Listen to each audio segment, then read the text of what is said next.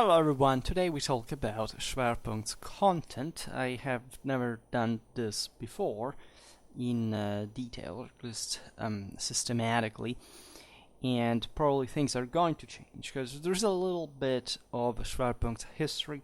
I was planning also to make a memory recording how things went mostly year after year, because the content, of course, structured itself in the way that you see and don't see, right? Because as we will see now, there are cycles that some of you have perhaps spotted in some pattern, but I will reveal their entirety here. Not a big deal, but it's just to make you understand how I structured this, how I come up with the topics, and which kind of frequency ratio I use, in fact.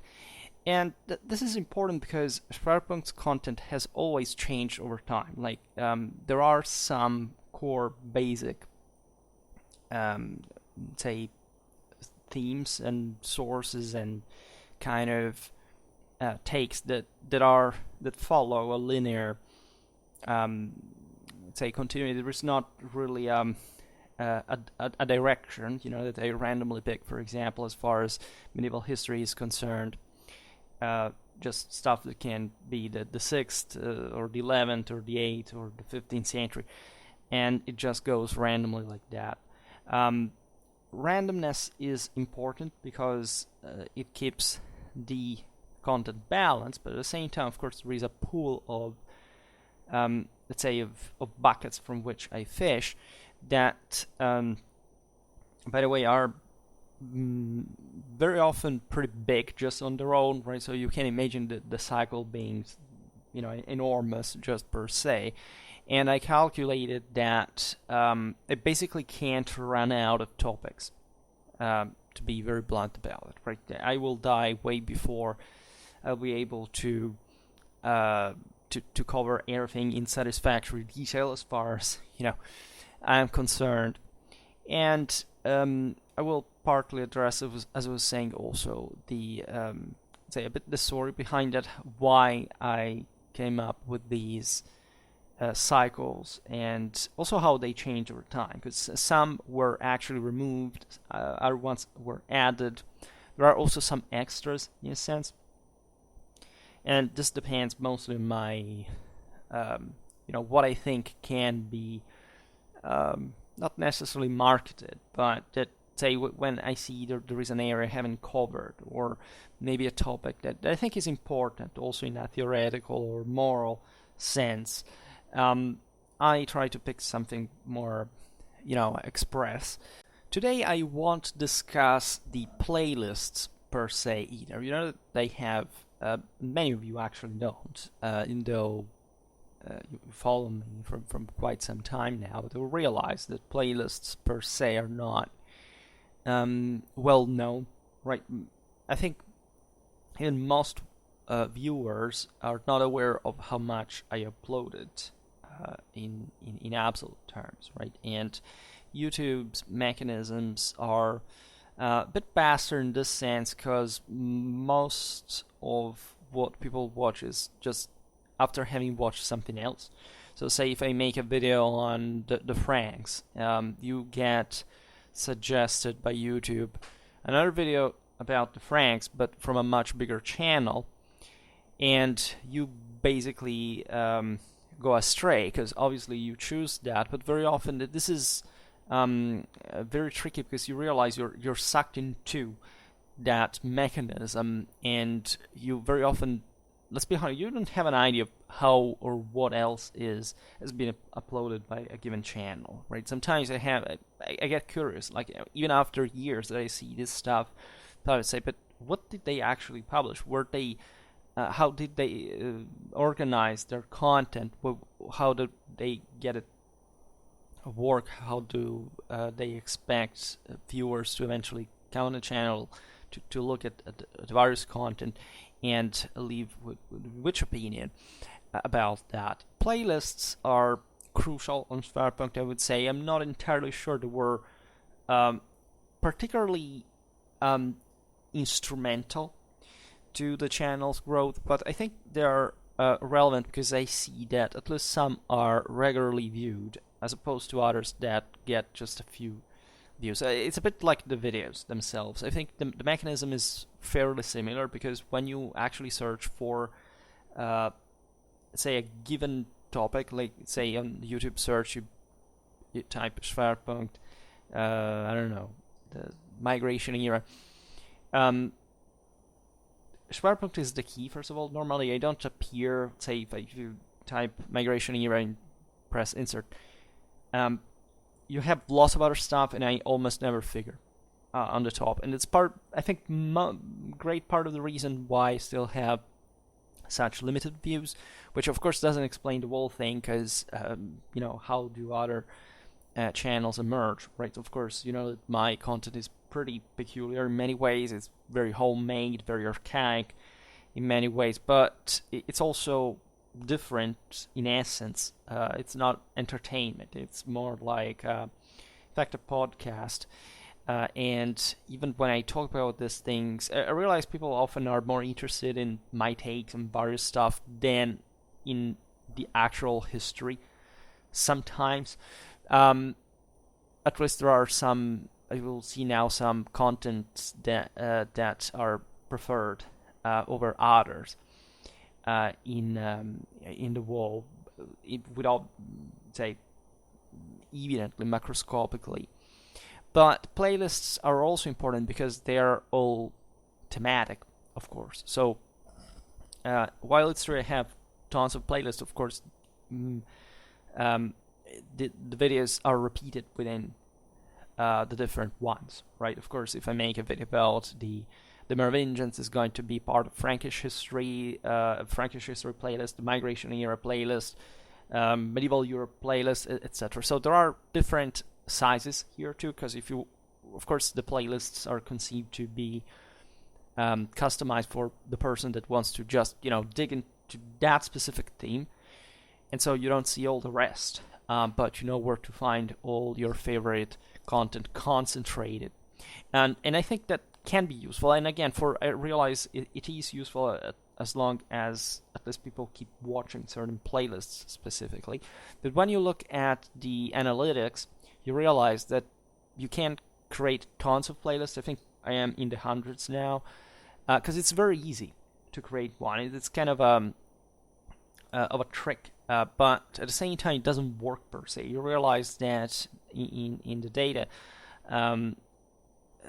available, both the views and the watch length of the from the playlists is basically always around the same, right? It goes up and down depending on the phases of the channel, the stuff, but generally speaking, playlists are just watched proportionally to videos. And right now, as you know, I'm rebuilding consistently, say, algorithmic views, cyclical views. The channel is slowly restarting from the other year contraction that was, as you know, artificially caused by me for reasons that you also are aware of.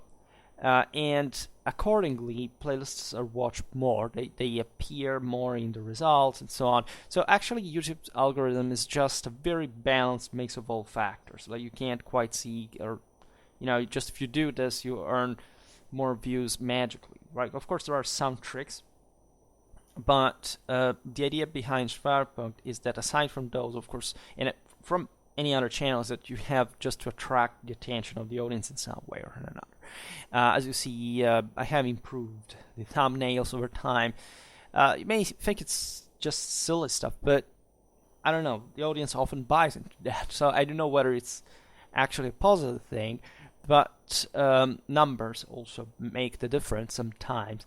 And in any case, that's the point of the channel. Mostly, say, it would be educational content broadly meant. Because I don't act cathedratically, as you know, but the idea is to manage to catch somebody's attention. Of course, the point of my content is to show there is something beyond maybe the 10 minutes cartoon-like videos that can be sometimes even very well done graphically and even balanced in the content that is evenly researched and stuff, but they will not leave you with an actual understanding of what lays beneath this surface of a surface fundamentally. So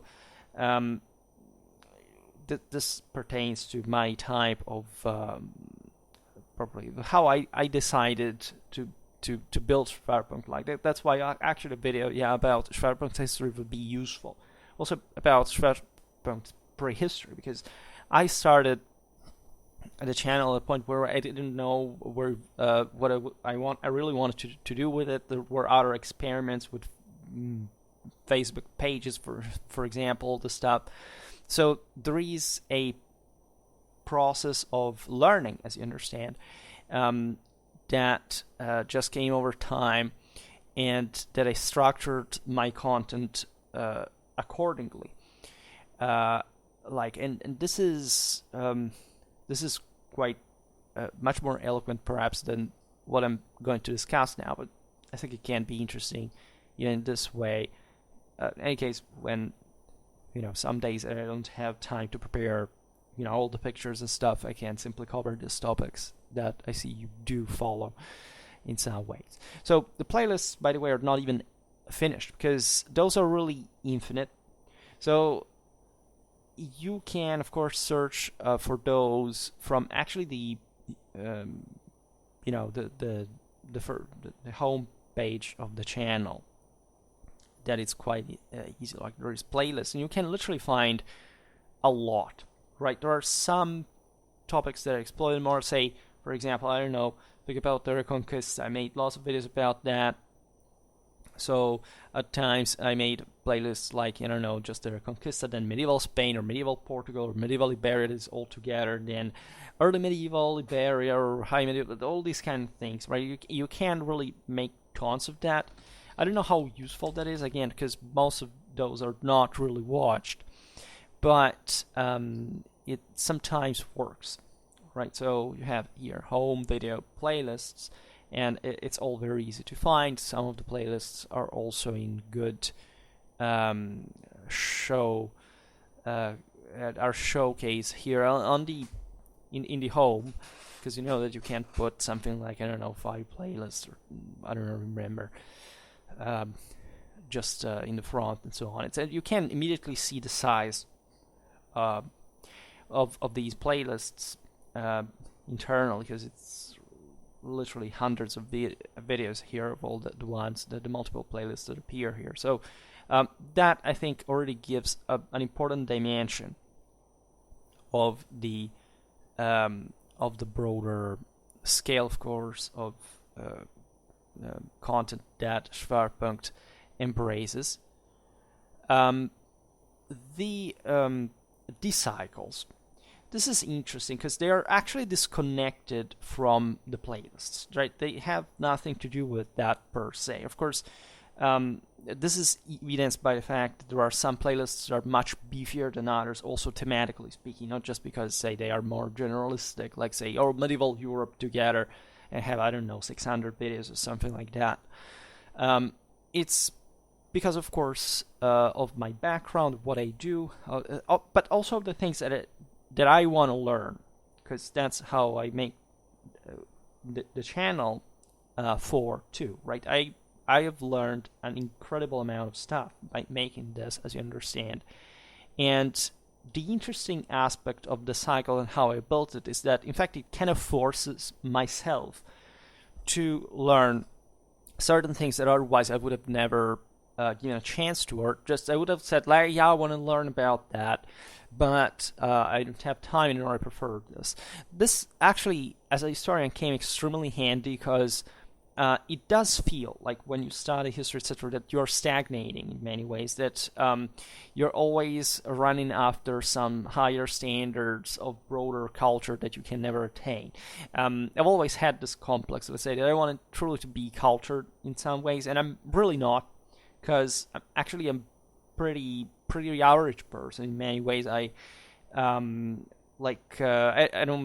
from fundamentally upper middle class, if you want to categorize these things, but it's not that my parents were ever involved in education or anything. All I've done, I created myself, and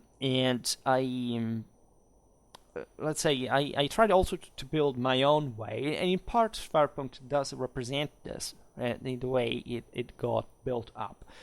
So as you know, I'm a medievalist, and so there is a great bias for the Middle Ages, but not only, because there are some preferential areas of the Middle Ages too. In the first years, for example, I tended to cover way more like the Holy Roman Empire, because I specialized just in my research in medieval Italian and German history. Then I expanded, especially, and I'm very glad about this because I wanted really to do it. It's yet another, kind of love of my own. Medieval France, right? I feel much, even just today, as a European for that triad. Let's say, as you know, I have some broader interest indirectly for the post-Carolingian era, and so on too, because I identify in these regions some hardcore kind of, in fact, fundamentals of broader Western civilization. And from a medievalist perspective, that this is also, as you understand, also more important. But it's not just that, as we will see now. There are actually two couple of cycles, let's put it in this way, and they structured over time. I don't remember exactly how, but essentially there was a more manualistic based one and a more specific themed one, mostly military biased, and so they structured themselves, and they're different in content, but I can't say that one is more important than the other, because they have that. It's like altogether these two cycles have they have 17 cycles for each, so there are 34 topics, a periodical reupdate. So it often takes more than one, always actually more than 1 month to finish. And as you know, with all these other interspersed extras, sometimes it can take more, right? There are actually extra series that I inserted, for example, from last year, 2021, the one about the European historical regions, medieval European historical regions, that has expanded now, however, also in, for example, the ancient times, with especially the Celtic history stuff. I started just recently with the Skordisky and the Aedui, for example. And that's probably going to expand, right, for the Germanic tribes, because I made something about the Germanic peoples, but it was mostly about the migration era, like in the same way. So it fit technically my medieval, say, sphere. I can't do that. We can do that about the Italics. We can't do that about the Iranians, and more. I would like to stress that even though some of these topics sound similar, the cycles are very neatly separated, right? So that, of course, as we're saying before, there is sometimes a prevalence of medieval history. This is obvious, as you will see now, in these 34 buckets. But they tend to be different things, right? They approach the subject from different perspectives rather than even different themes, because some are just set in the same way. And even these 34 buckets sometimes have a sub-cycle. And I ordered them currently like this. I can't make a history because I even forgot basically how I used to do it before, but I expanded. I remember up to last year or so, these were, I think, something like 24 cycles. They ended up being 34. So, and there were some, again, that I eliminated. I will make a special mention for later. So, also the order is completely random. It was built over time, intended to, let's say, to intersperse like different stuff, like as we'll see now in this first cycle of the bigger ones, there is medieval stuff prevalently, but there is also stuff from ancient world, from the Renaissance, from Roman history, warfare. So I wanted to intersperse them in a way that it would be one medieval, one of these, one medieval, one of these, right? However, given that I do this cycle once at a time again with the other, right? The order also is different, right? Before they didn't even actually match. There were like 12 and say 15 or the other, so they're not even meant to overlap, right? They are meant to form this kind of pretty random and also kind of exciting thing, because every day, every video I make, I know that there is another one that I have to make, and I don't know until literally the day before most of the time. Sometimes I do it in advance, especially for certain cycles, because they are more demanding. Like for example, the battle videos, those require much greater preparation, so I need to know with a consistent amount of advance what I'm gonna do. Others are more random because I know I can't handle them just in one day, because there are topics that fundamentally I already know and or that I'm going to approach from, say, a side that's easier to organize the video for. I must say that these cycles are thus influenced also by the time it takes to make the videos, right, in their speed. And that's how I began, for example, the European Historical Region series, because that was easy to do day by day. And so if, say, I had a battle video was particularly demanding, I remember the Battle of Azincourt, of Poitiers. Azincourt I still haven't done, even though I discussed it.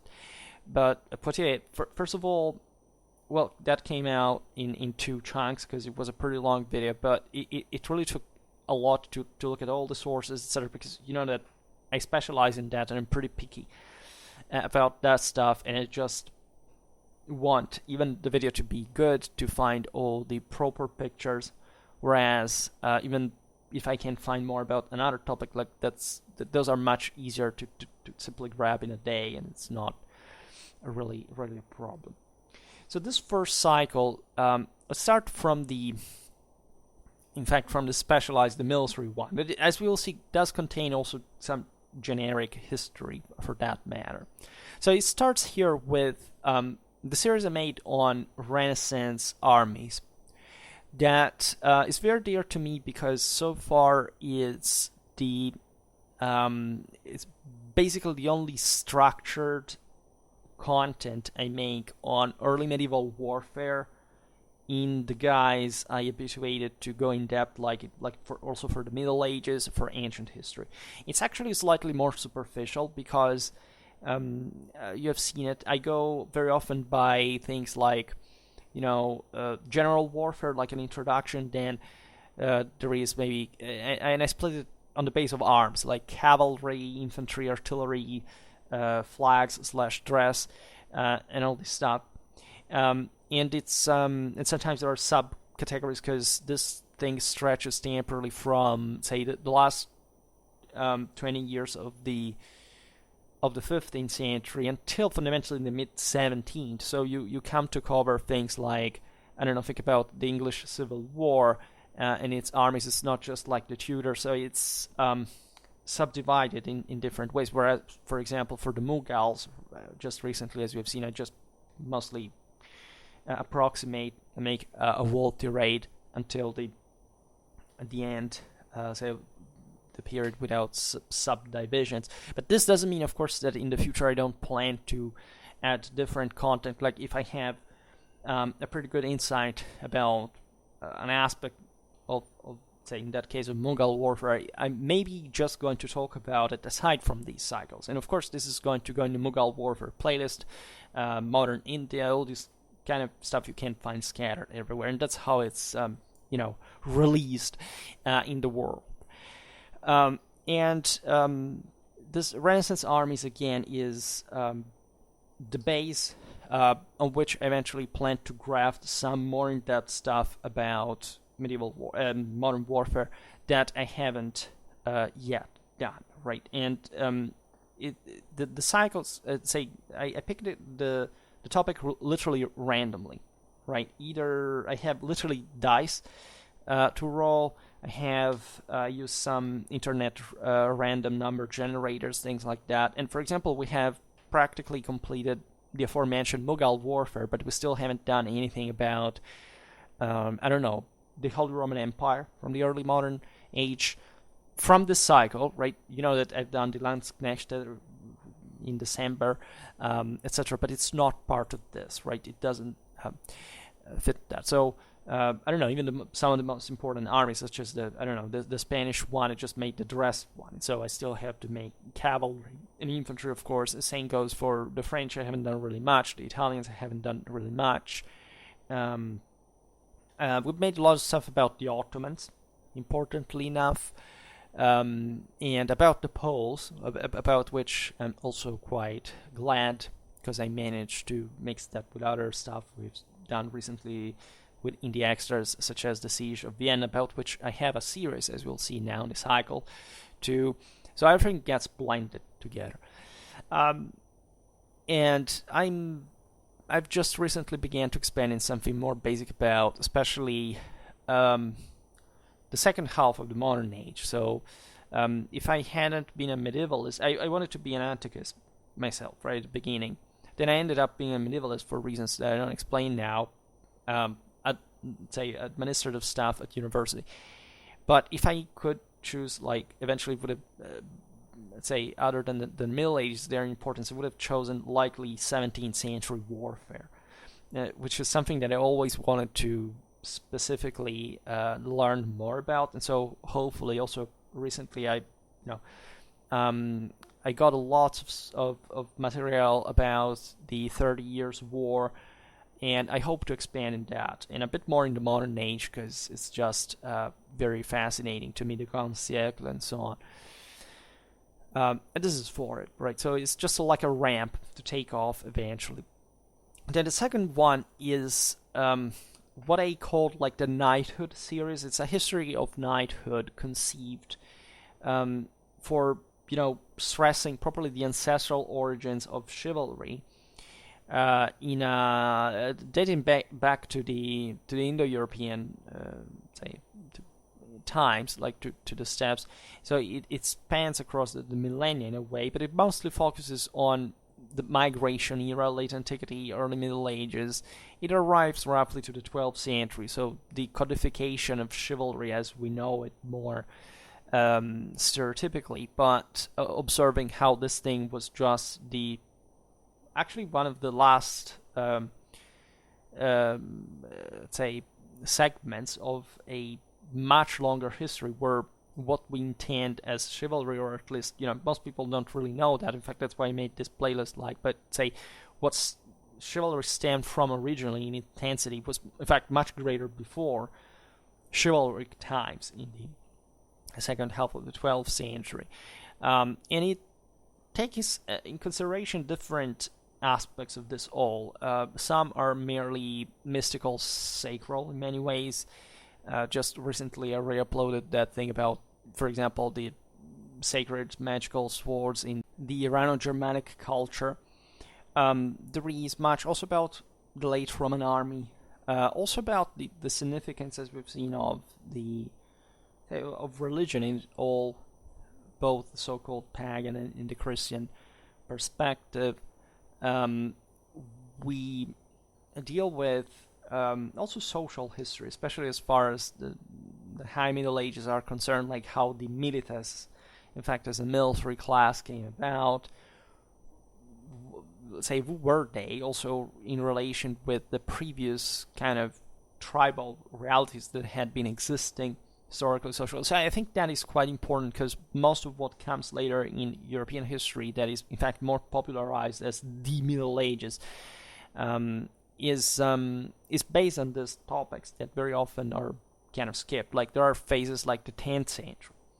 The people hardly even properly conceptualize. Yeah, of course, yeah, there is an interest for the Vikings at that point, but that's basically only for them, right? If you look at Ottonian Germany, at other, in fact, that aforementioned post-Carolingian Europe, that is so crucial, especially in those centuries, for the future development of Europe as we know it today. There is much to dig in a chivalric sense. And then there is also a bit of technicalities, like how did literally the the equestrian panoply changed over time, why, and there are important differences and divides. This is not very extremely technical per se, it's just more conceptual. Like, as we'll see now, and as you know, there are certain topics that are, certain series that are properly designed to explain arms and armor in great detail, as a matter of fact, or at least, considering what YouTube can offer, right? Then there is excuse me, here there are some double even double cycles within, not themselves, one single, within one of these broader ones that figure as 2, in fact, over 17. Like in this case, it's that series I began also from the other year, about essentially this period in time that stretches, say, from the 11th to the 14th century, and looking in it. So it's the heart of the Middle Ages, and looking at the warfare of the various regions, basically of all of Eurasia, with a greater approximation as east you go, but fundamentally revolving around the canonic kind of continental Europe, say Europe in general, the Mediterranean, and the Near, the Middle East, the Eastern Europe, the steppes, and so on. And for that, like, looking specific, like, it's not about the entire kind of warfare. It's mostly a sources, iconographic sources based content, right? I say, what do we know about this people during this period, how they fought and whatever, and we mostly analyze that through a bit of basic political, even ethnic history sometimes, but especially through iconographic evidence, whether, in fact, iconographic proper or archaeological finds, and so on. And we draw this broader picture about this time and places that eventually will be deepened in other cycles. And I like this one because it's general. It's an overall thing. It's not so schematic. It approaches the thing from a broader perspective, so that you can see the edges, the boundaries of it, and you can get an adequate diachronic and also comparative perspective if you start watching these videos all together about the entire medieval warfare at that point, at least high in part late medieval warfare. This I inserted in the History of Warfare playlist, mostly, that contains also other type of topic, but it's kind of probably a general idea of a national warfare. And so if you're interested, watching them in parallel tells you really a lot in terms of that scale that I often stress is important to understand about the development of certain given countries and so on. So it's never, that's why I make the playlist as well. It's never like, okay, let's make this video just because I talk about this people. In part it is, right? Who the hell, deals in a 2 hours video, medieval Georgian warfare in those centuries. It was fascinating to make, and we'll come back hopefully on Georgian warfare as well. But it's also about me making you aware in videos like this one that there is, again, a diachronic and comparative aspect in my work that is not flattering wherever you come from, that I'm glad to know, but that I don't make the content in function of just per se. Maybe, of course, hoping to attract you in some way, but that is aimed at making you see the bigger picture in the other countries at the same time. Sadly enough, again, these videos are mostly watched just by the people who, especially the more out of the West you go, and even within the West in that sense, is about, oh, this is my country, and then they don't watch anything else. Again, I allow, as I just said, with a playlist for that kind of customization, personalization in taste as whatever. I'm glad if you watch even just 1 second of my content for whichever reason. But of course, in order to make good use of it, you should, bit more intensive and systematic and open to this broader message that at the end of the day is the true the true quality of my work, in my opinion, lays mostly in this, right? Because you can't find anyone reading a script telling you, look, this is how a night was at the time, this place. But if you haven't studied that for years in comparison with other nights, other places, and all the other stuff I do, well, you don't get the all that couture, that frame, that dialectical approach, that focus, and that that judgment, right, that I try to make as objective as possible in substance and form about that given topic, which, if you're searching for an adequate evaluation, historically speaking, is the only thing you should care about. Then also from last year, I inserted the Ancient Near East series, which is quite technical because it literally looks at in detail how a Mitannic war chariot was made, as far as we know. And I like it because I don't focus on it so much. Not much of a Bronze Age warfare guy, but I began to approach that also not mostly from this series, and looking what I made, was putting the relative playlists together. I realized, well, it's an important amount, and I actually had started this. I didn't really think about it much earlier. I don't know why. I think maybe I changed sources. I began to look at a bit more stuff. So I said last year, but this stays around since the beginning, right? Practically. Then there is another cycle that is talking about, always part of the bigger one, about the military stuff, about let's say medieval European warfare between the 11th and the 13th century. So the typical high medieval warfare, hardcore look at a bit everything. General warfare, army organization, and I have a playlist for that.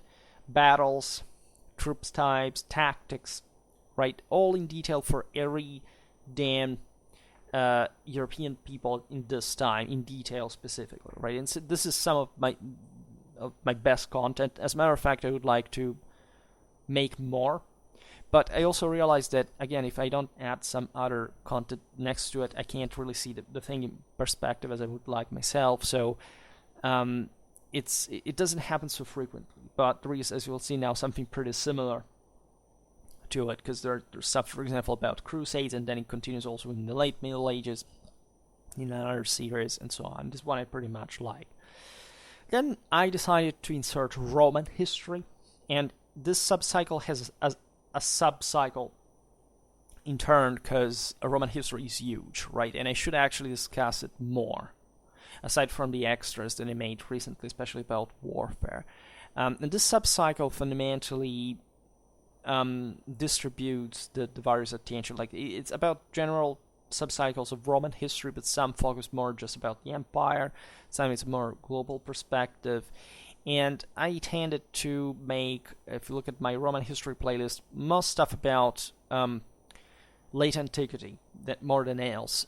This is not completely wanted, but as a medievalist, of course, that just what happened.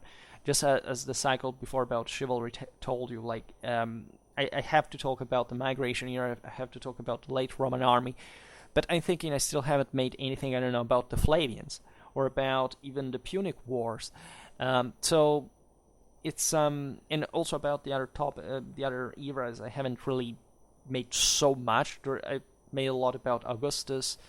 I began to do something about the Julio Claudians, Marcus Aurelius, and more, but aside from other general, say, videos made on the Dacians or other peoples that fought against Rome, where it does happen, of course, to talk about Roman history, obviously enough.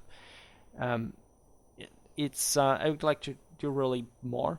Probably when I exhaust one of the cycles, I will add something more about the Roman history, just as a mere manualistic one, not a strictly military one. Then there is a other thing I would like to say in the extras, as you know, I began to make something about the Indo-European religion, and this it's not really a cycle. It's really an extra series that eventually came, as you know, to heavily influence the way I look at history about the Roman Empire, what stemmed from it, also during the Middle Ages, in function of, and so on. So this is just something else, really, just telling the history of the Romans, just like you would learn it in school or at university.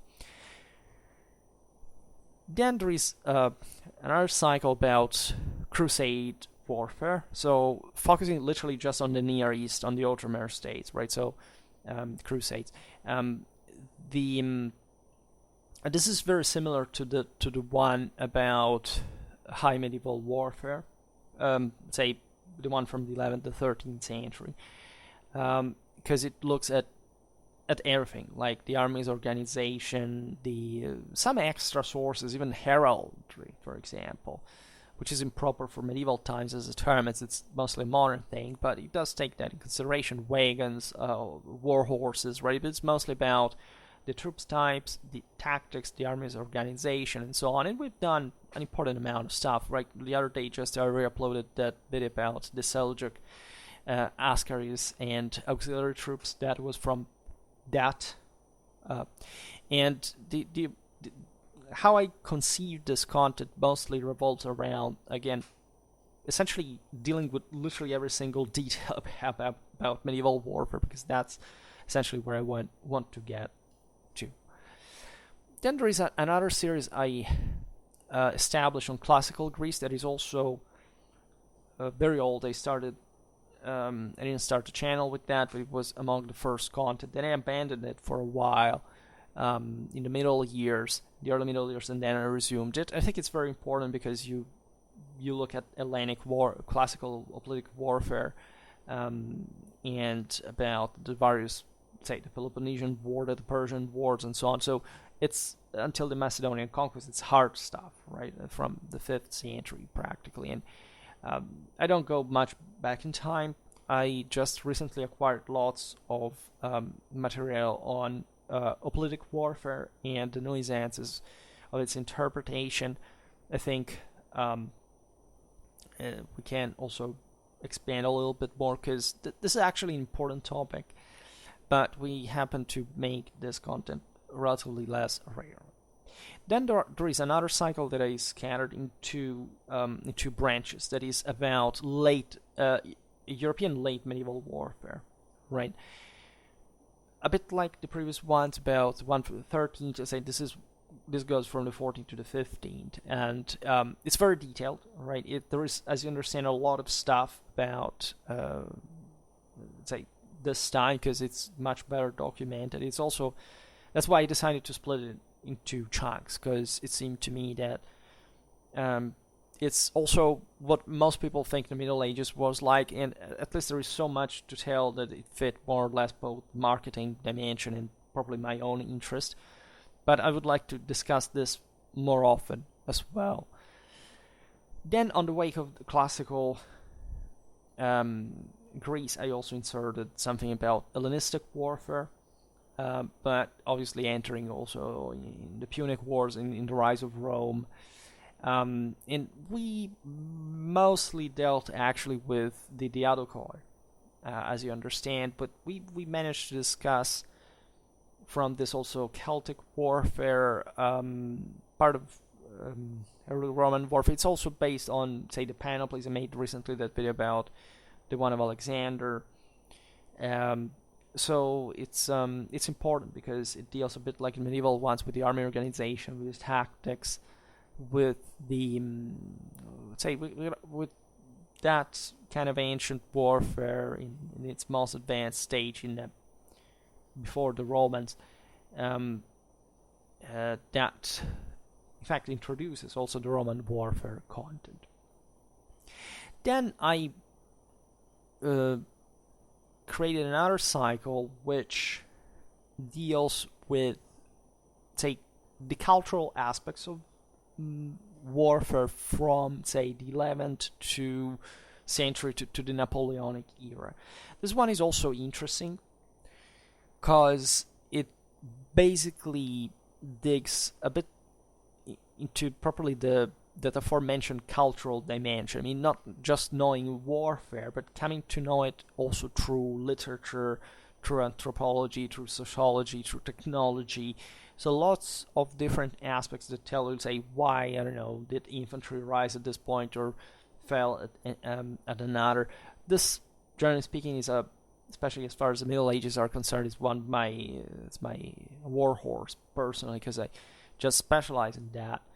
But this takes it to a long, to expand this dramatically, and also is aimed at showing how fundamentally there was not much of a break between the Middle Ages, the Ancien regime, and in fact until the end of it itself with the Napoleonic era. And I think it's important because it's thought provocative, also as far as properly looking at the various foldings of all European culture, literature, anthropology. Sometimes it's just notionistic. It's saying this author in the 17th century described this I don't know, von Grimmelshausen, Simplicissimus, the connection with the 30 Years' War. How was Germany conceived at that time from their own perspective of the war? This kind of stuff that, of course, doesn't dwell also too much in detail in these topics. In fact, we have absolutely to probably, as I was saying before, increase dramatically the modern warfare content, because I think it's too important just to be left that behind. And I also inserted another one about the same but more confined to the Middle Ages, and say more about properly the military institutions, how, let's say, also the literature, treatises about war and peace, but say also military engineering, how the various mostly Western countries were military organized, and how large were their armies and how they mobilized them, which is slightly different from just the manualistic schematic approach of the aforementioned kind of high and late medieval series, even though that's much more in depth, because it makes you see things also from an iBird view, and at the same time with evidence, with data, with numbers, and so on. So I decided to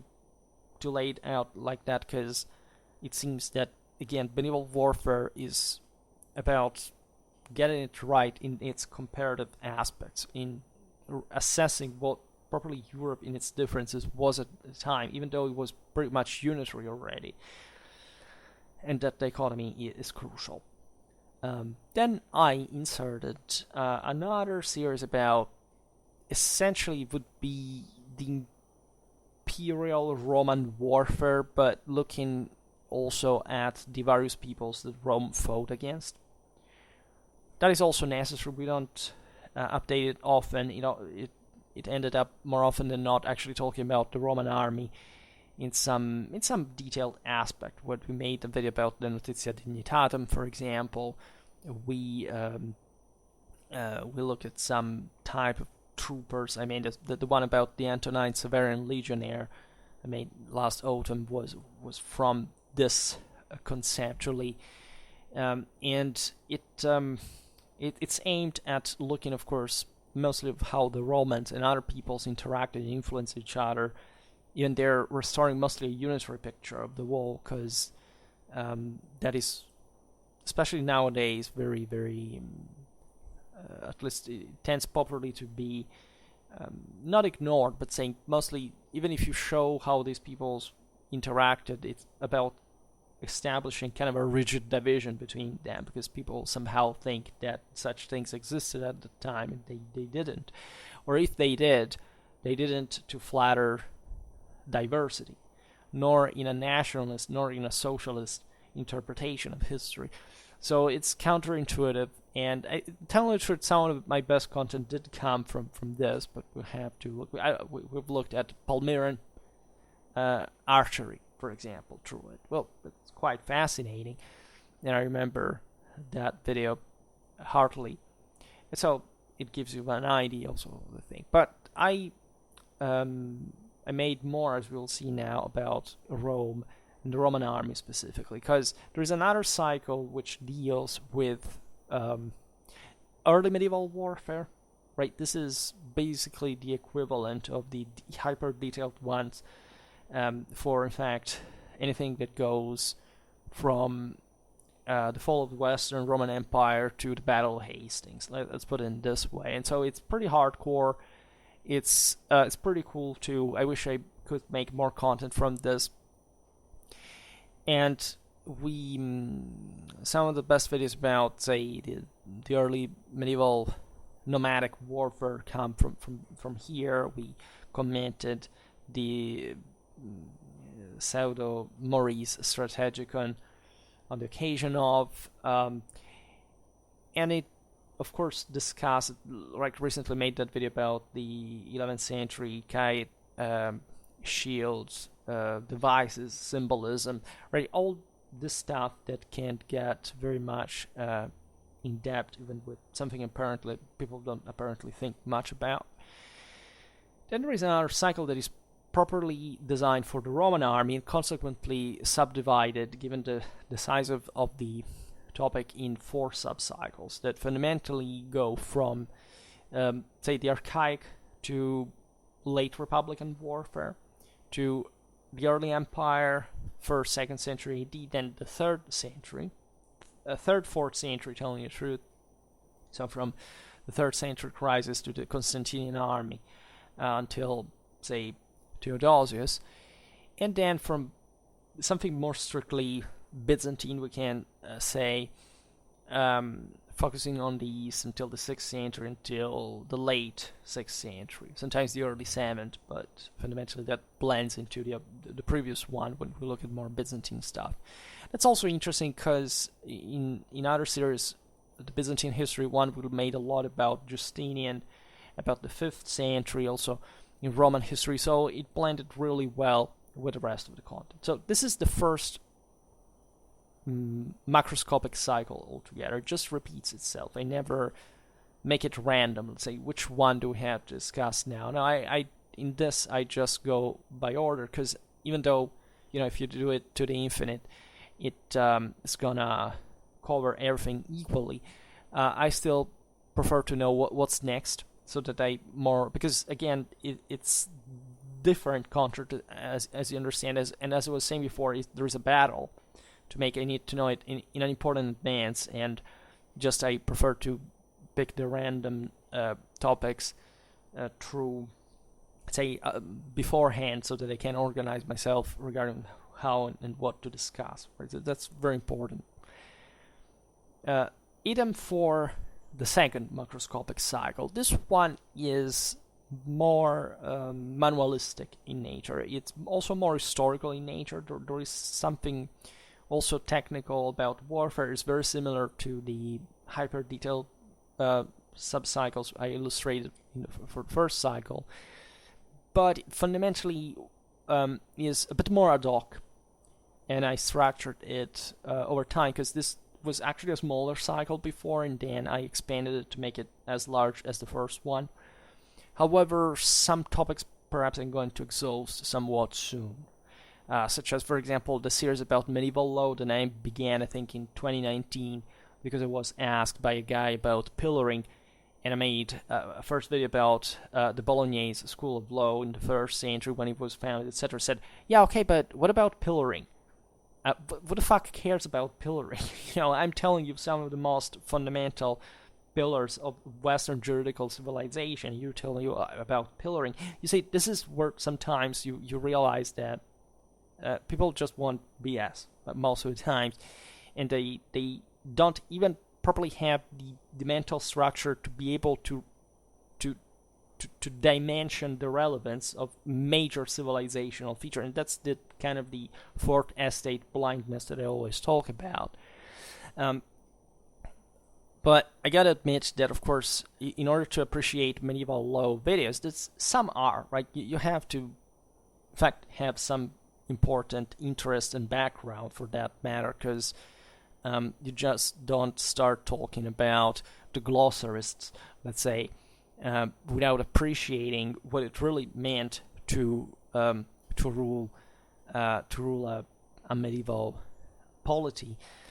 Maybe attracted some lawyers in the process. I don't know, but it was an important thing. And as I was saying before, I think if I exhaust that cycle, because I've covered really a substantial amount. There is still a lot to tell, but overall, I think I can pass to something else, maybe introducing another Roman history series or something. I could even just make the cycle shrink and thus exhausting itself. But as I was saying before, it would take decades to even hope to finish it. So it's really, at some point, more or less me getting tired about a certain thing and trying to introduce another. But it doesn't take, like, I've been going on for years now, and I just suppressed some series because of reasons I will explain later, and not much because I would have done it otherwise. And I stick, even as I was saying before, to the stuff that I wouldn't be so interested in myself, but that I think can be quite useful for the audience. So this second macroscopic cycle has to do, as I was saying before, with a bit more of a manualistic take on especially the Middle Ages, but not only. Why? Because even though I specialize in medieval warfare and warfare in general, and of course I can't say even mostly videos about that, because you realize it's pretty varied, still the background is about that in a way or another.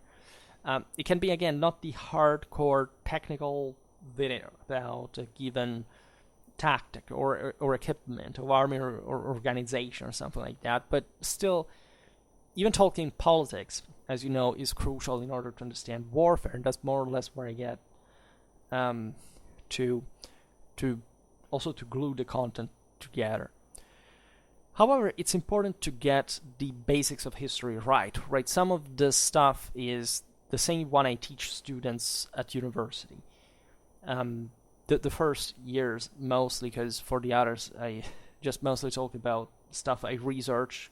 So you understand, unfortunately, how there is no middle ground in university very often, and people just don't learn anything about the bases and pretend to go to the hyper advanced ones, and they are mostly confused about it.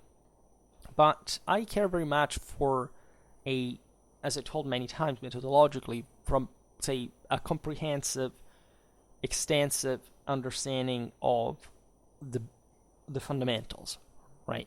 And as far as the Middle Ages are concerned, of course, modern, say, the most updated manuals are very schematic very often, very dispersive, very generic, very theoric, and people don't. It's meant to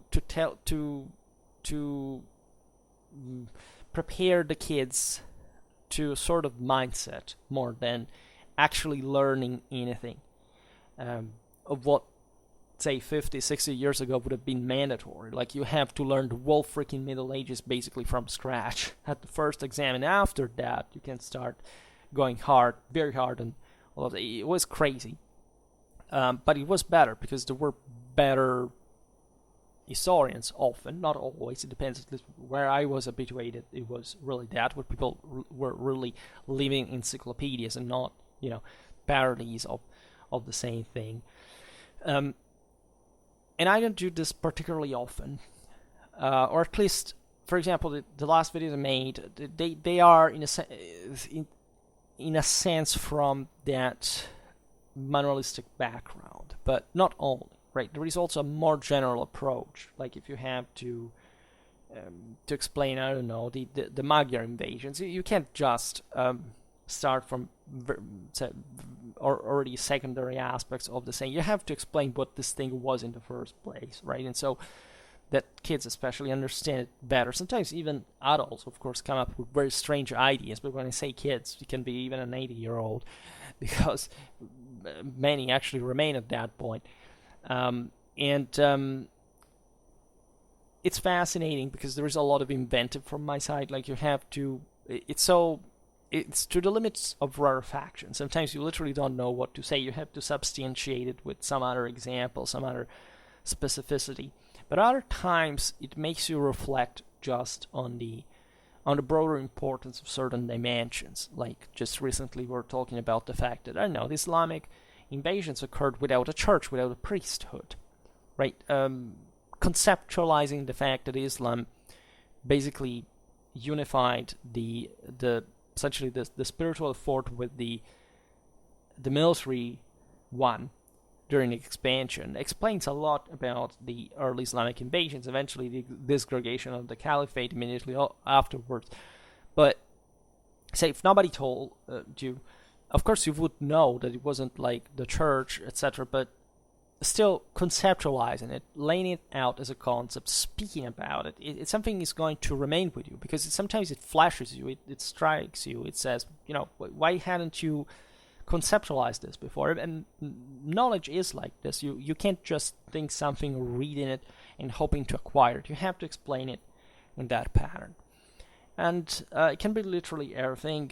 I must say that yes, I do resent of some influences from the manuals I studied on that I sometimes use, but the most important thing that I tend to do methodologically there is to make people aware, first of all, again, of the dimensions of things, right? You when you explain a certain phenomenon, it can be just simply the whole Middle Ages, like you talk about. Let's talk today about, I don't know, merchants in the High Middle Ages. That's Bullock's topic, because it's for those kids who just need to conceptualize what there were merchants in the Middle Ages. Yes, it was an age of mercantilism. It was an age of course, of trade expansion, of intercontinental commercial routes, and so on, of early banking, of the founding of the accounting practice, and so on.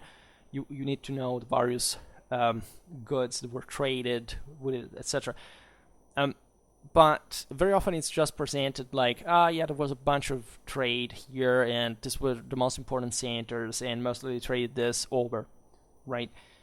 That's not a way of going, right? You have to enter in a bit more of technical aspects, like, for example, livestock in the late Middle Ages. Europe, where was it mostly practiced as a form of land exploitation? Why? In which countries? You must be able to distinguish it. Of course, in a background, there's a huge tapestry / collage / mosaic that you must be able to sew quite accurately before. But this is how you go step by step.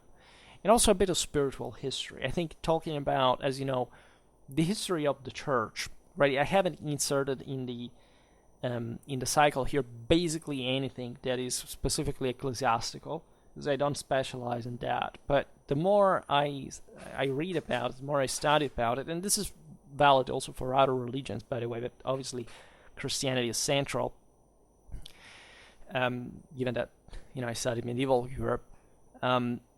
It makes you see even there some things, like, when I began for the university back in the day, I didn't understand, for example, monasticism. Like, I had a broader understanding, yes, with some sort of structuralist interpretation of why, I don't know, patrimonial assets of the private lords were importantly invested in kind of things like monasteries and private chapels and so on. But let's say, what about the whole thing? But very often this is not explained to people. But broader movements, how can you be European and not knowing what happened at the Camaldoli?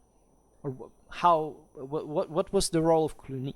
Like, most self-citizen Westerners today haven't properly even heard of this.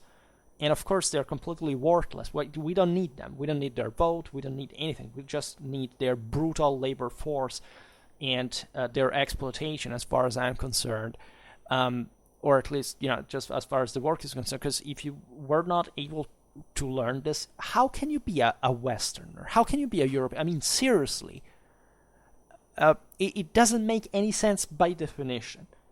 And whenever, again, I make videos about history of Christianity, I realize most people don't accept this, right? They are so intoxicated with radical nationalism and socialism, and thus anti-traditional statalistic collectivistic delusions, that they are completely unable to understand anymore what is the universal language was used throughout all the millennia by all these civilizations. Sometimes also they think they are they can transmutate in their fourth estate delusion.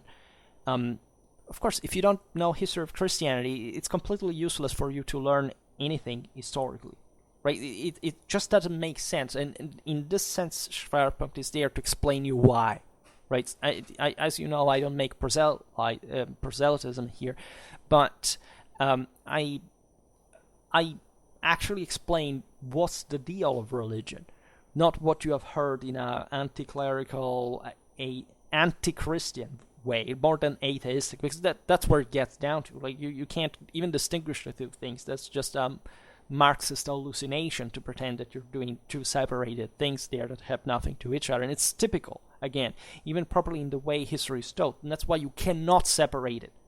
Again, you can't be obsessed with paganism, hating Christianity, wanting to hypercore specialize just in the hardcore narcissistic environmentalism and all the BS that have come about here, but it's completely useless, because until you study history of Christianity, you will never know anything about anything of your country, whatever you are, about yourself. And it's ridiculous and kind of disgusting in the first place, just, from the already pretty squalid human standards. So that's instead where most of society basically revolves around, without even realizing to be doing it nowadays. I have a pretty hefty medieval Christianity playlist if you need examples of what I'm talking about, specifically why that is important. Just try to listen to it instead of being like an allergic rat that just hides away every time a cross appears, like a vampire or something. Yeah, that's most of the approach. There are different. This is a pretty extensive series. Like, it's mostly. I think it's 17 cycles, but say the monolithic approach takes room for maybe like 7 of them. I could even easily make the math here, but it could even be longer. It depends, because I don't really count them. But just I make this pool at the beginning, and then I pass to things like medieval law. That is another cycle I was talking about before. Then I'm going to exhaust. Then recently, essentially from last year or so, I inserted what I was saying at the beginning of the video about France, Germany, and Italy, some specific series on each of them. There's actually one about the Byzantine Empire, but it's slightly different in nature, and I will explain now why. Just because, of course, the Byzantine Empire was unique in its own way, and so must be told in a very specific one as well. So France, Germany, and Italy also are dealt with differently with each other, in part because of their characteristics of the time, in part because historiographically they're told in different ways that I will now try to explain. Okay, not so much historiographically, just tell essentially how I see the thing and how I model these cycles.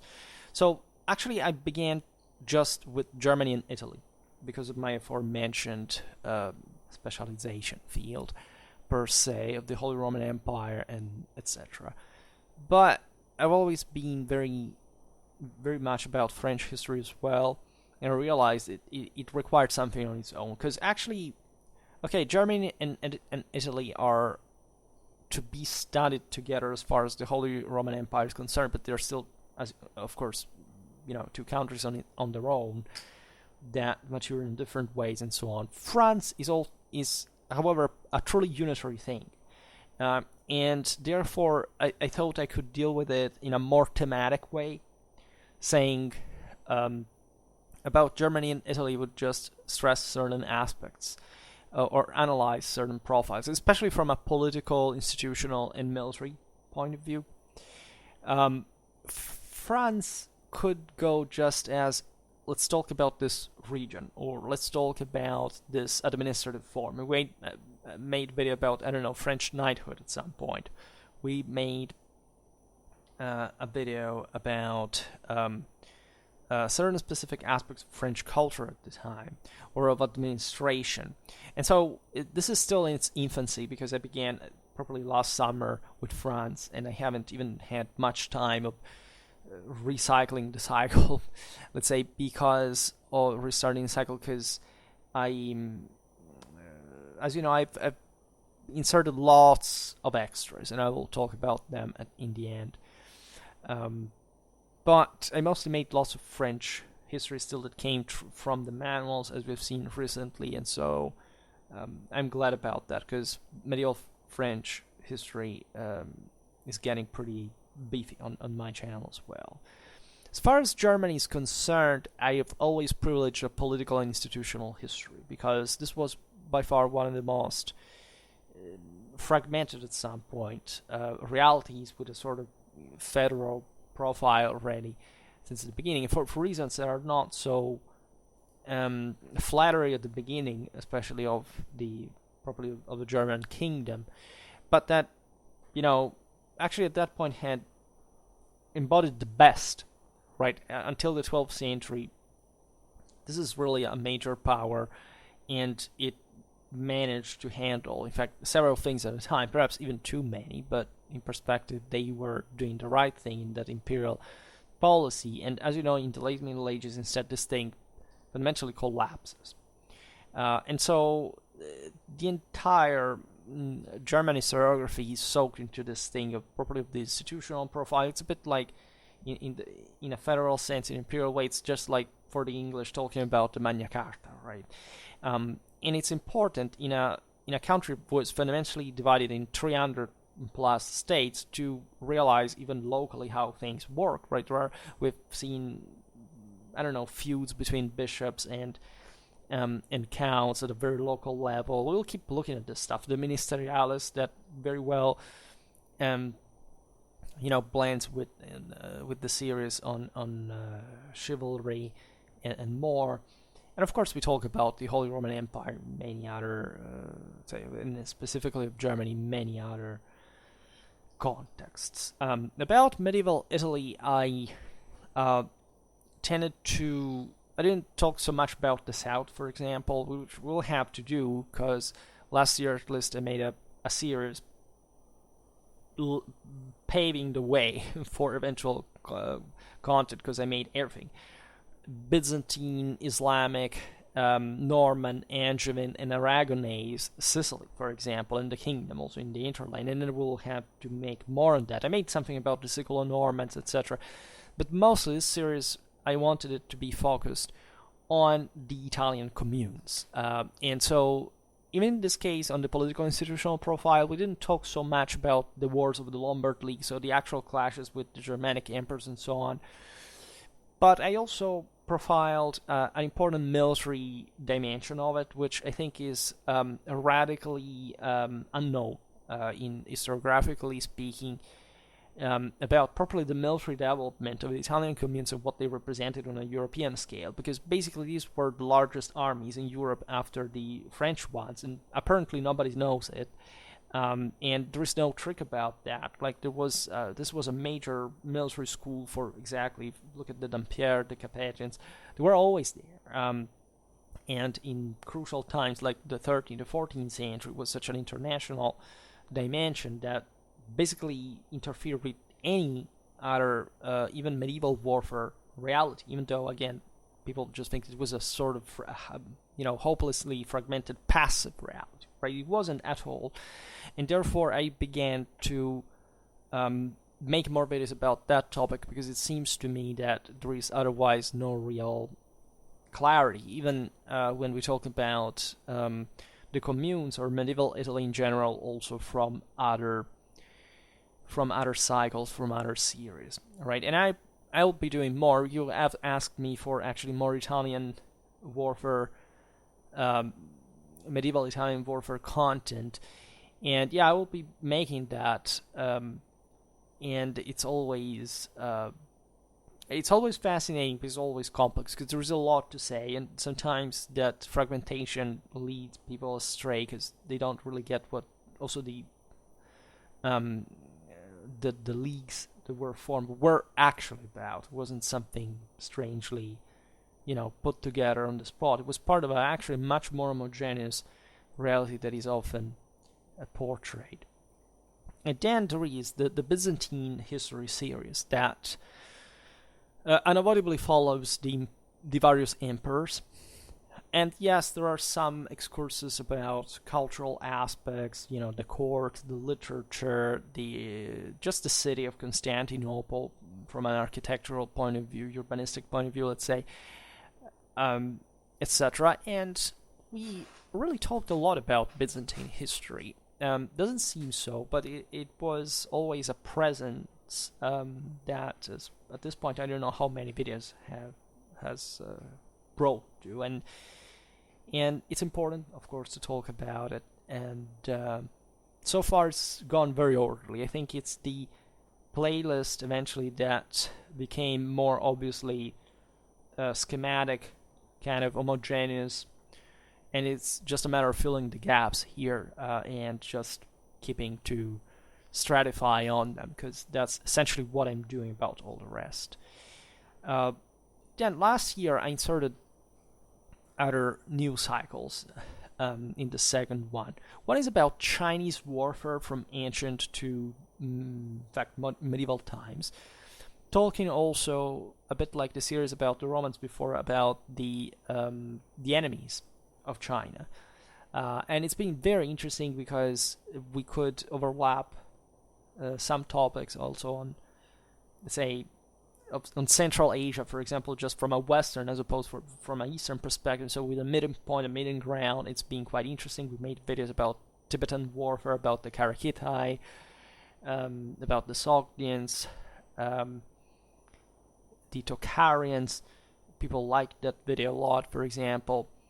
So it's quite interesting, and I will keep doing it. It's not hyper detailed. Even in this case, I think it's just a bit like the Renaissance one. It's just paving the way on the base of, we're talking about Chinese history in warfare specifically in a bit more in-depth way. But the Jew warfare, for example, video is quite interesting, right? It's also well documented. China likes to propagandate herself with shrewd ways, and of course there are plenty of Wikimedia comments of literally military stuff from Chinese museums that they put out there in the hope that somebody gets interested. And I'm actually making, in this sense, I'm not helping them, because I always point out the abortion of the dignity of humanity that contemporary China actually embodies. Something ridiculously called as a communist regime, but that's the reality. So they failed in my case. But of course, ancient and medieval Chinese history is fantastic, and I really am not an expert so much. I've been striving to start like a Japanese cycle as well, but I didn't find enough for now, but in a structural sense, to substantiate another cycle. But I'm excited about that. In any case, we do talk about Japan, of course, even in, among the enemies of China from their perspective, mostly though. And so it's going on. Also about this, we haven't made so much. I think just 3 or 4 videos, but it's already something, and we are going to add that. The same goes for ancient and medieval naval warfare. This one is actually from the dawn of naval warfare to, say, the Viking era. It doesn't go into high medieval naval warfare, which is a pity. We will see probably through other videos, but indirectly, and I'm going to find adequate material to talk about that, because it seems to me that it's a dramatically overlooked aspect, right? And just that there is an entire high and late medieval naval warfare that is, one of the greatest feats of Western civilization. Nobody talks about that, because, again, it's a bit of the same reasons why nobody is interested in the military of the Italian communes. It's the same reason. It's cultural, fundamentally. People don't realize the importance, the scale, whatever. So it's as if it didn't even exist on the horizons. This thing about ancient naval warfare. Just for the Chinese one, say the Chinese one is a bit like the previous one. I look at the army organization as far as it's understood, tactics, certain types of troops, and various peoples and auxiliaries and so on. This one about naval warfare, it's mostly about, of course, the ships proper, which I had hardly ever done, and of course about naval battles mostly. There is something about, of course, the cost of fleets per se. I made an interesting comparison between the classical Athenian navy expenses and the contemporary U.S. one. It turns out that in terms of the output, in proportion, it's similar, very similar to the concerning the two states compared, which is very hard to do. But from a mathematical point of view, maybe it just was pure luck. But it turned out, according to my calculations, it's something dramatically similar as a thalassocratic power, and this is quite interesting in my opinion.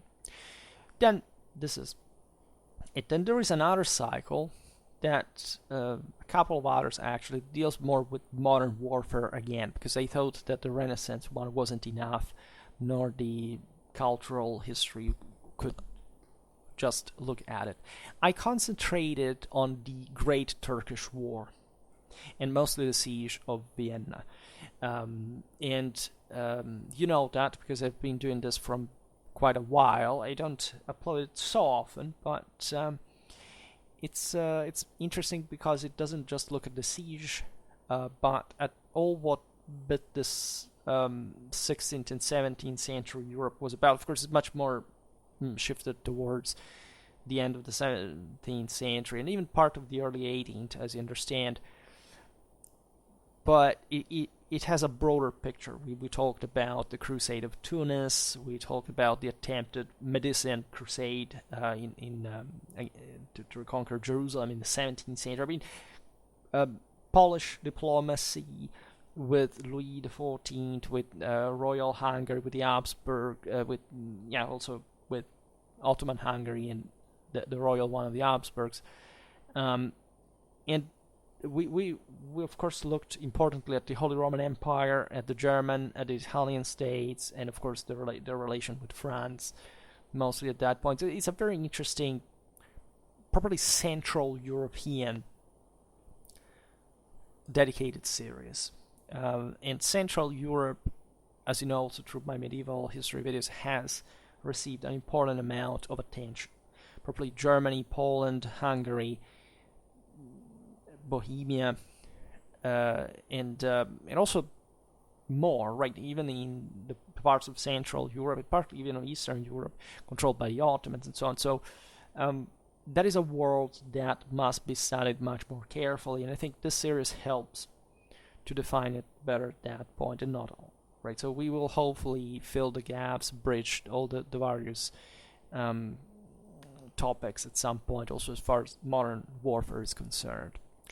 Then I introduced another cycle which specifically looks at, say, it's as if it were a sum, like almost a mini series in a nutshell, which means, of course, 1 hour and a half long videos for each, but of certain topics from mostly late medieval warfare to the Napoleonic era, right? More or less how armies worked, tactics, strategy, logistics, military thought, how states evolved accordingly. So that helps in their consolidating, bridging, and opening to a modern warfare dimension. I think it's very important, right? Because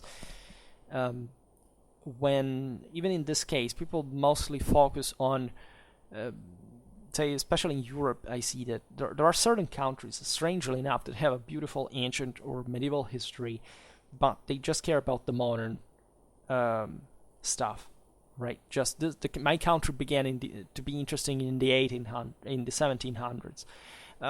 It's kind of dumb as an idea, and it reveals how ignorant, of course, the masses are, for that matter.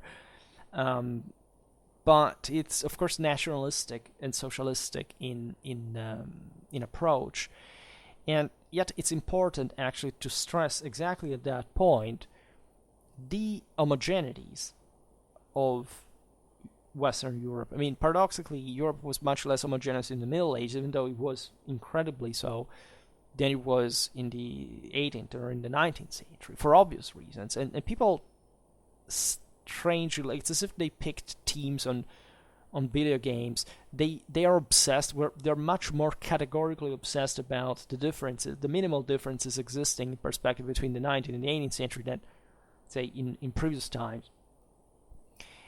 It's part of the reason because they're so obsessed about national competitions, like proving that their state is superior or inferior to another, that they must, right? So they start literally deliberating, and that's part of the reason why I think I have an issue with modernists in general. As modern historians, I mean modern history scholars. But sometimes the contemporary ones are completely helpless because they don't have they have less prejudices in a way, but the ones they have are just they're telling you they're not there. Diachronic comparative capacity. They just look at the thing and it's so big. I give it to them that contemporary era is impossible to study in practice, right? They just fake to do so. Like, just be aware of that. Contemporaneous that do not exist. We do not understand what the hell is happening in the last couple of 100 years or more, or slightly more. Because it's huge, right? You can't specialize on particularly in depth on a given thing, right? Unless it's very mediated.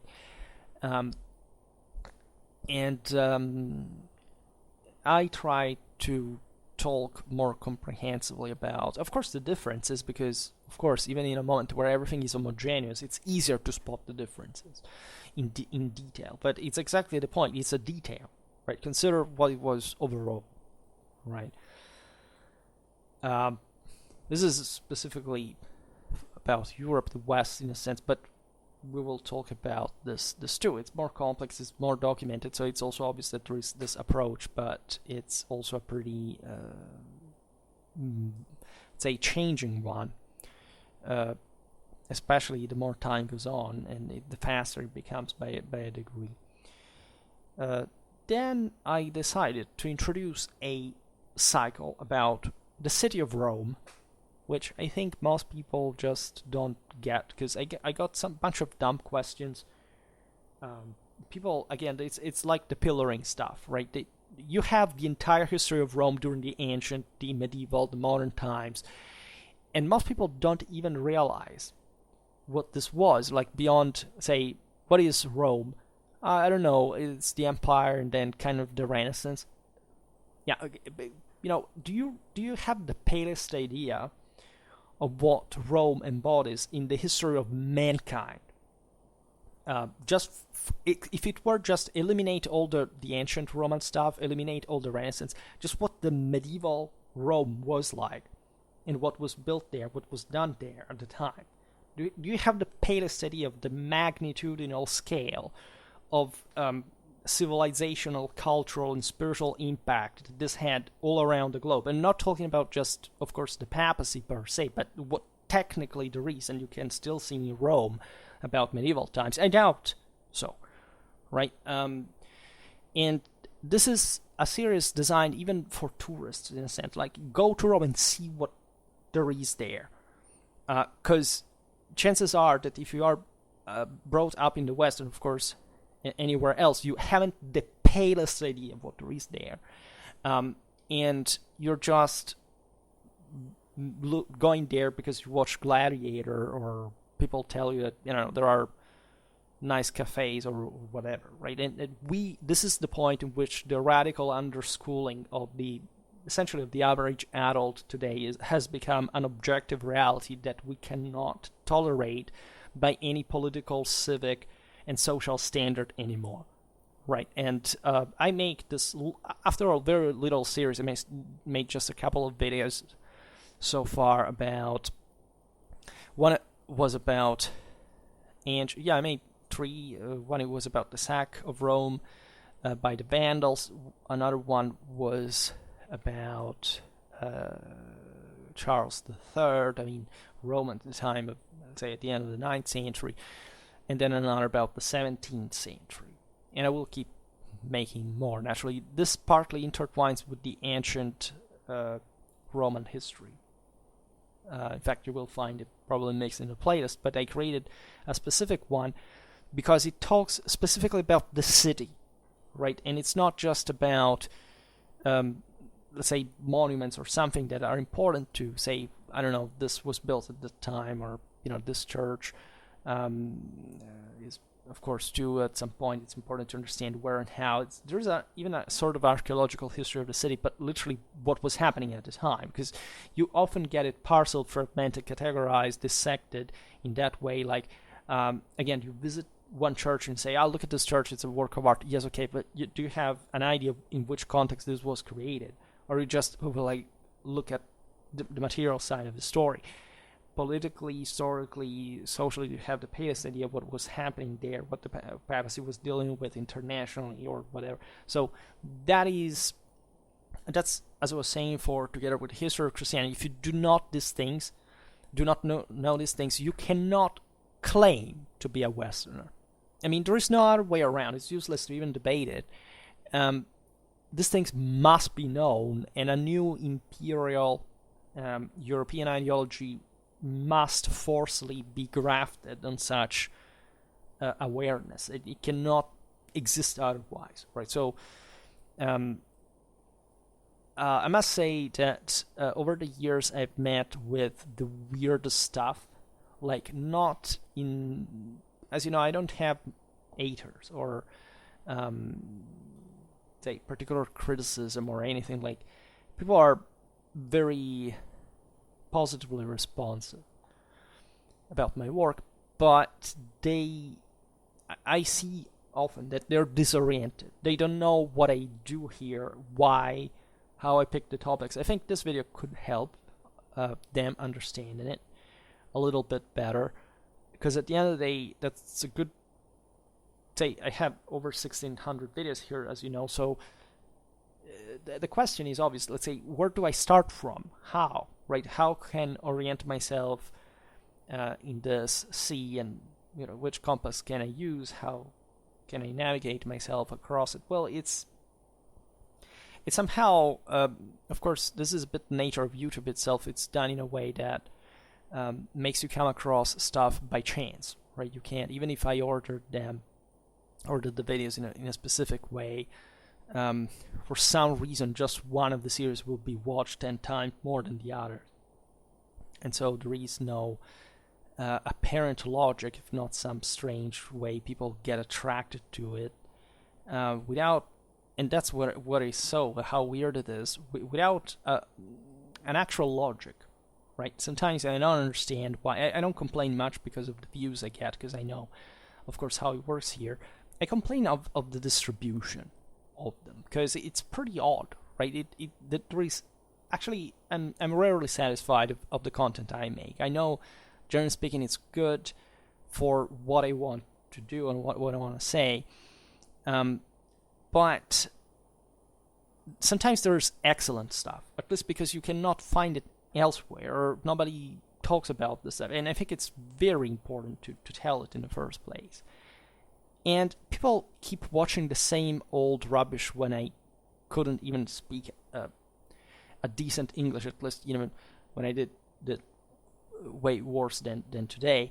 And with just a still picture, and even, I don't know, kind of pretty boring stuff that I would never watch myself, never listen to myself. But let's say, and ignore all the rest. Just be aware that there is a universe behind the few algorithmic videos that make it to the top. That is very often better, and in some cases even much better. Like, if you like that and you watch that and you say, oh wow, I like this video, and I think it sucks, by the way, just know that there is other side. This is not a matter of tastes. This is a matter of objective hierarchical quality that stems from the same concept that for which I make these videos in the first place. So it may be a part of the problem, maybe, but I rather see it as the solution, because whenever people come across my content, they say, why didn't I find this before? This is, I don't know, the best thing I've ever seen. Yeah, okay, but how true is that if you don't keep watching it, if you don't actually even know what it's all about? I know sometimes it's literally laziness. I'm aware of this. Even as a watcher on YouTube, I realize that if I get carried away by this kind of, sometimes, I don't know, I'm tired, I want to watch 20 minutes of YouTube just to clear my mind. Of course, I end up places that, of course, I know it's trash, but, I end up there anyway. And so probably most of that content is designed to function like that. This is different, right? There are other series, as I was saying before, I used to do. Which was it? The one about medieval animal symbolism and about also Prince Eugene. Those ones I stopped. I say it for very honestly because I used to throw that stuff from some sources that basically stuck to the point that I realized that it was just copying them, because it was very like a I don't know how to say this, but they were pretty much all stuck together. Like the one on Prince Eugene, I could actually continue doing it because it wasn't copied, it was original. But the topics were, the time scan was pretty much the same from a book where I took that information from, which I usually don't do because, of course, I take all this stuff from books, from articles, but I make kind of a melange of them, and most of what I eventually did from, say, 5 different sources, and then I just comment them, and so it's not, I can easily do it. But the one on medieval animals and one on Prince Eugene was, there weren't many videos, there were like, I don't know, 20, something like that, or 1600, but I realized they were more like, even if they find out that I, of course, took this info from there, and it's copied, it's not copied, it's still lame, so I don't want to do it again. I could do it, let's say, again in a different format if I add more info, if I classify it in different ways. In that sense, yes, but otherwise I don't want to resume it, or if I resume it, I'll do it in a way that eludes from that specific format I used before, so the series is gonna change anyway. As far as the extras are concerned, as I was saying before, there is some series / cycle that I did follow. There was, for example, one about the Indo-European religious history that has become a playlist. You can find it all there. It's relatively homogeneous, and I will keep talking about it. But there is much more because it's more about traditional religion. I could do it also about other religions, of course. Then there is this historical region series that has been particularly successful, and I keep on going with because it seems very useful. Because very often you talk too often about thematic stuff, and you say, yeah, okay, but eventually, what did happen here in chronological order and on a pretty wide spectrum. And so that is particularly functional. It teaches you exactly every region of Europe in depth, right? How what it was about concretely, politically. People like it.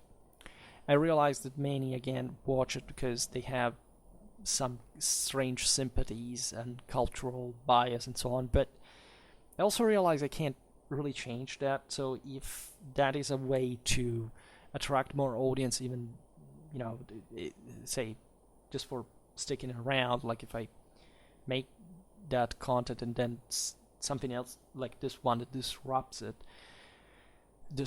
bias, I mean, it's okay. Some other extras are a bit more like generic military history. I made some topics like I don't know, that video about the Sun King's army, or the Landsknechte, or the German U-boats, or the Battle of the Ardennes, or the series of Vienna. Despite the fact I had a series, but even just a comprehensive video, people can say, okay, what do you think from the beginning to the end about this? And then, if I'm interested, I can look at the other stuff in depth. That's how I think the channel, right? As I was saying before, also from the manuals, I want a base, and then from it you can look at in depth. And there must necessarily be these kind of divides between the videos, because hierarchically, because I have to show you what it means to look at things in general and also in depth at the same time, which I kind of do in every video, but of course some videos are much more kind of local, right? And much more reduced in space, say a battle video, that makes you understand so much about all the army organization and the tactics and the general warfare ones as well, but it cannot happen until you make that battle video, right? So you need it. And then, especially in the last years, I used to do some military theory. Of course, there is the von Clausewitz von Kriege series, which I uploaded a video on after almost 1 year, just in December, I think, and I will resume when I get enough algorithmic views. So far, I want to press on just the hardcore historical stuff, because it helps the channel growing faster, but I will resume it. But there was also some military theory, in as much as, I don't know, criticizing the concept of geopolitics or probably teaching strategy, which is something where I want to get the channel to at some point, but until I have this number of views, I think it's not prudent. I want to expand, talk about them when people are a bit more focusing, because otherwise I make them, nobody watches them, and they just watch, again, the ethnic stuff, and they don't really connect the dots, and it's pretty lame. They would do it anyway, but at least they have more chances to wake them up in the other way.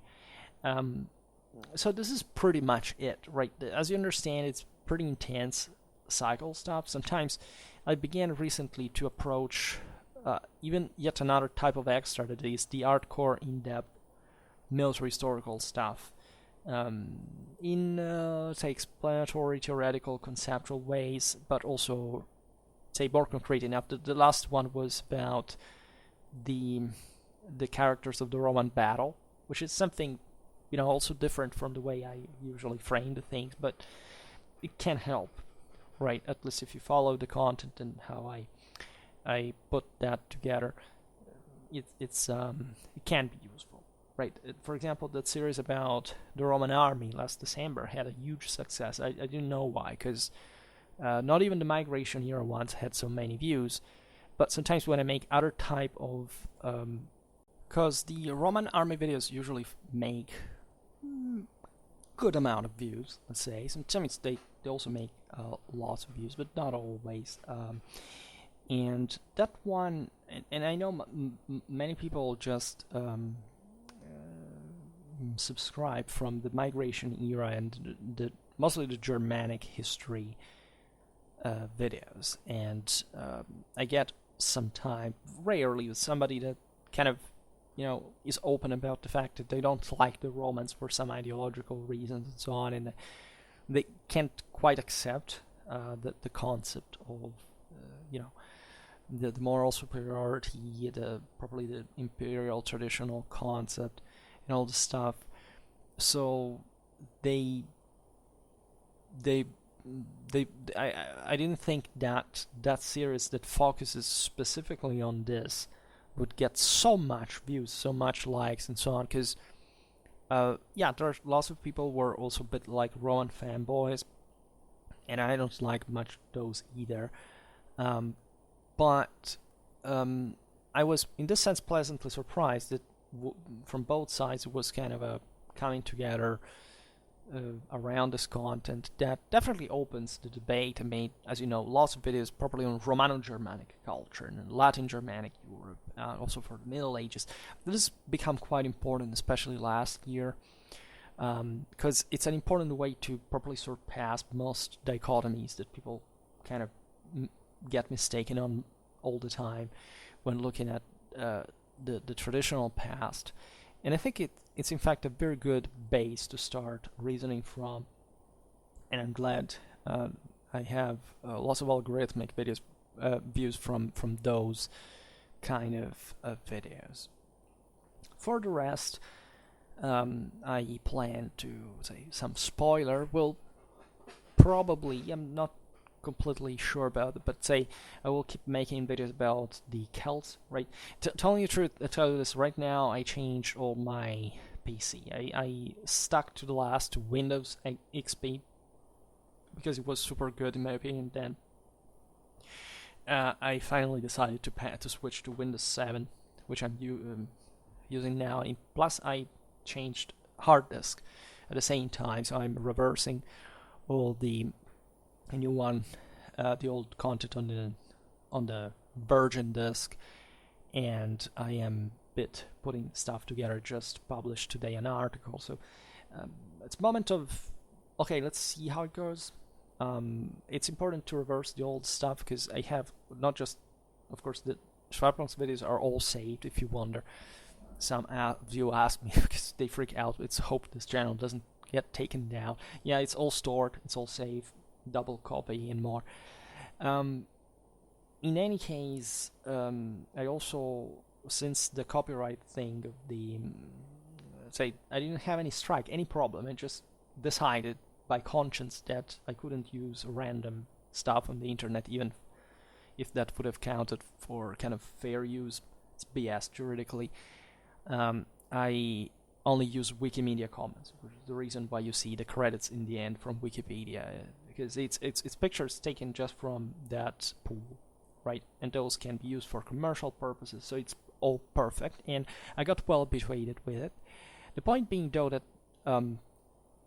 while before I could fish everywhere, now I have to search for those specific ones, so I can begin of storing them, right, treasuring them by place. Let's say, I don't know, now I have 70 pictures from 12th century French warfare, let's put it this way. And so every time I come across, let's say I have to make a video about 12th century France, maybe I upload also other pictures about civilian stuff, but I just simply mix those 70 about warfare too inside, so you can often see that composition that I always try, because I like very much this idea. Of course, when I switched to the copyright free material, I was upset because I said I cannot use all that beautiful art that I could find. Well, it was not the right thing to do.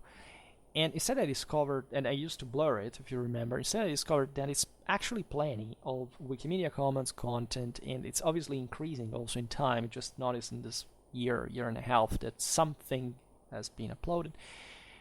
And it's beautiful, I think. There are beautiful knitted pictures, and very pertinent ones, I think, that tend to give you that atmosphere, let's say, of the places, of the times, and so on. And I hope you enjoy that, because in my opinion, it's an important part of the content as well, right? And that is also themed in a way, so it's something I care about, probably also more than it should, because technically the longest time I take is to find the pictures. If it wasn't for that, I would just also make even longer videos for that matter, but very often the problem is literally that it's pretty complicated to even just find the adequate picture. Sometimes, especially, I don't know, before I mention it, the Titanic war chariot, I will have to draw it by hand, because of course there is no stuff like that often, but sometimes there is, and even for unexpected stuff in a way, so the thing is going fundamentally the way you see, and I hope you like it, right? If you have any suggestion, that I don't just do things on demand. There is the question and answer series that reached, I think, number 25 or something, and that's also interesting because people watch but they hardly say anything, or sometimes they make strange questions which I don't answer. So the only ones I answer is because I'm glad, because if it's a good question, I can tell a lot. And you know that I criticize the question, but it shouldn't scare you, because at the end of the day, who cares, right?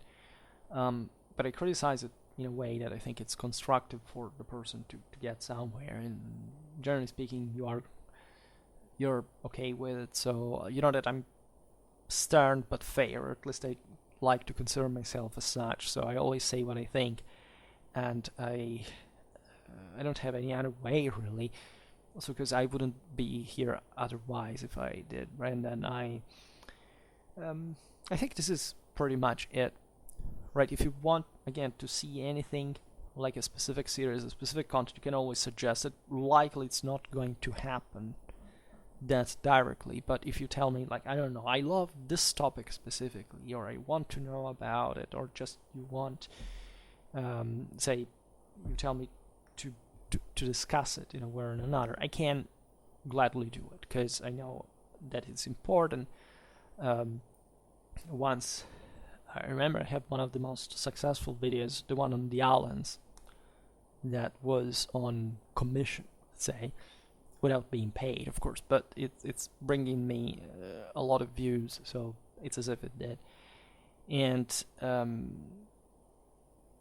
be aware of the fact that I do it, right, and that we are a community. I see it. I see Schwerpunkt like one, right? I see you as a presence here. It's not just me, and I like to stress this concept. So this is more or less how I organize my content nowadays. It's subject to change as it was in the past, always, and it evolved. Naturally, it evolved from a smaller amount of cycles, but this one seems okay. Seems fairly balanced, and it gets, in my opinion, where it has to go. For today, however, I stop it here. I just hope that you enjoyed this video. If you did, please share it. Otherwise, leave a like or subscribe to my channel if you're interested in my upcoming content. As always, I thank you heartily for listening to me. I wish you a nice time and see you next time. Bye.